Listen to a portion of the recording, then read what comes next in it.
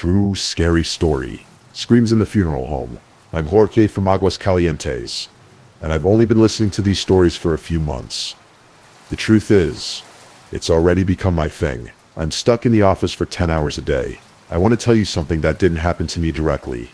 It happened to my mom, and I'm clarifying this from the beginning. Because in my family, we almost never talk about paranormal things. My mom knows absolutely nothing about those topics. She's never seen anything. She never tells strange stories. Nothing. That's more my wife's family story. They are from the Roma neighborhood of Triana, and they have stories to tell. Toss it up in the air. But anyway, this isn't the time to tell those stories. What I'm about to tell you began on the 24th, December 2024. It was literally the saddest Christmas Eve we have ever experienced, because that afternoon, my great-uncle Chewy passed away. He was like a grandfather to me. I loved him a lot, and as it was a holiday, and the cemetery offices were closed, the wake lasted 2 full days. We ended up spending the night of the 25th to the 26th at the funeral home. He had no wife or children, so his nephews and great-nephews were there, just trying to keep him company and pray for him to rest. Around 5 a.m., I couldn't sleep anymore and got up from the armchair to get a coffee. That armchair overlooked a window overlooking the funeral home's central courtyard, was on the 2nd floor.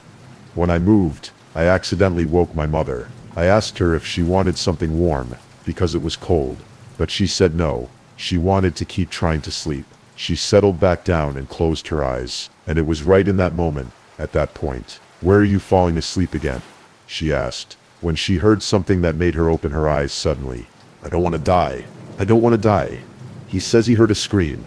What a real scream. Desperate, anguished, like from someone who was suffering terribly, who said, "I don't want to die. I don't want to die. I want to die." Just like this. My mom opened her eyes, terrified, and turned to look at her sisters and cousins, to want to know. She saw them all wake up the same way, as if they had been pulled from their sleep. They looked at each other, but no one said anything, and before they could react properly, they heard the exact same thing again. That's when they all realized it hadn't been a dream. One of them asked if they had heard it too.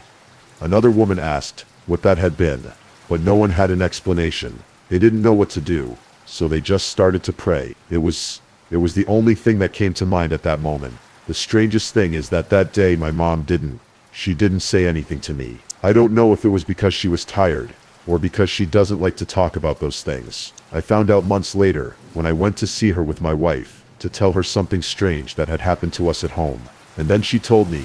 He said, "Well, if you're already telling this, I'm going to tell you something too." Later we found out that the room where we were that night is above the place where they prepare the bodies of the deceased before releasing them to their families. Honestly, I don't know if I'd call it a morgue, but you, community, believe that at the moment of death, the soul detaches itself from immediate to the body, or perhaps if you are not prepared, the soul will cling to stay a little longer. I wish you happy holidays, happy December, and thanks for listening. Have a good rest, and good night everyone.